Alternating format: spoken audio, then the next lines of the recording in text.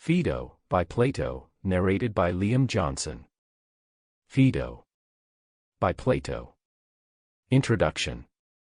After an interval of some months or years, and at Phlius, a town of Peloponnesus, the tale of the last hours of Socrates is narrated to Eschcrates and other Phliasians by Phaedo, the beloved disciple. The dialogue necessarily takes the form of a narrative, because Socrates has to be described acting as well as speaking.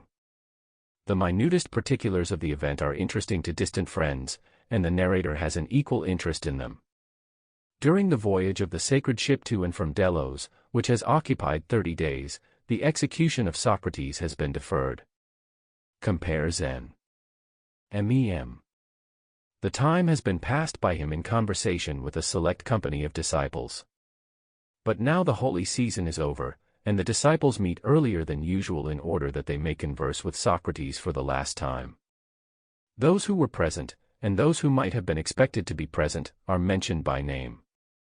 There are Simmias and Cebes, Crito, 2 disciples of Philolaus whom Socrates, by his enchantments, has attracted from Thebes, Crito the aged friend, the attendant of the prison, who is as good as a friend. These take part in the conversation.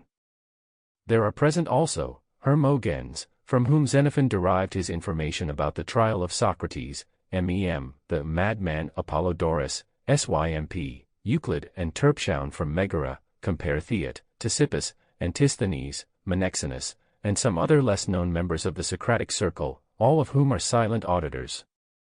Aristippus, Cleombrotus, and Plato are noted as absent.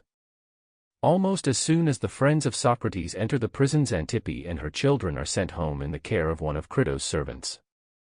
Socrates himself has just been released from chains, and is led by this circumstance to make the natural remark that pleasure follows pain.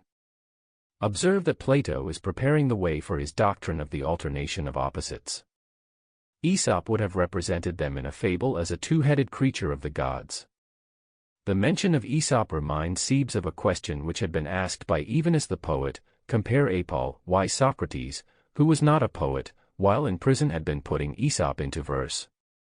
Because several times in his life he had been warned in dreams that he should practice music, and as he was about to die and was not certain of what was meant, he wished to fulfill the admonition in the letter as well as in the spirit, by writing verses as well as by cultivating philosophy. Tell this to Evenus, and say that I would have him follow me in death. He is not at all the sort of man to comply with your request, Socrates. Why, is he not a philosopher? Yes. Then he will be willing to die, although he will not take his own life, for that is held to be unlawful. Sample complete. Ready to continue?